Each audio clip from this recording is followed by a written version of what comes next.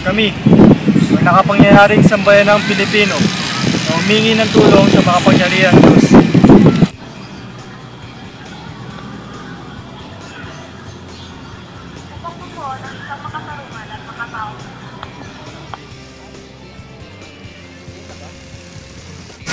At magtatag ng isang pamahalaan nakakatawan sa aming mga mitiin at mga lunggatiin.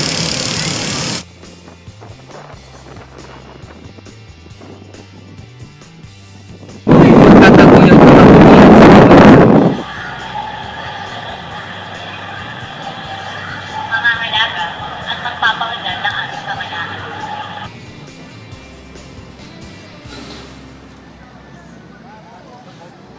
At titiyak para sa aming sarili at sa angkang susunod ng mga biyaya ng kalayaan at demokrasya. Sa ilalim ng pananalig ng batas at puspos ng katotohanan.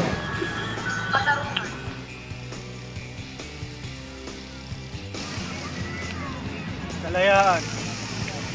May mga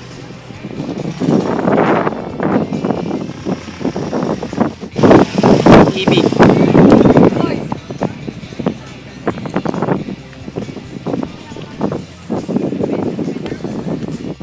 pagkakapantay-pantay At kapayapaan. Ay naglalagda at naghahayag ng konstitusyong ito. Ay naglalagda at naghahayag ng konstitusyong ito. ay naglalagda at naghahayag ng konstitusyon ito. At naghahayag ng konstitusyong ito. Ay naglalagda at naghahayag ng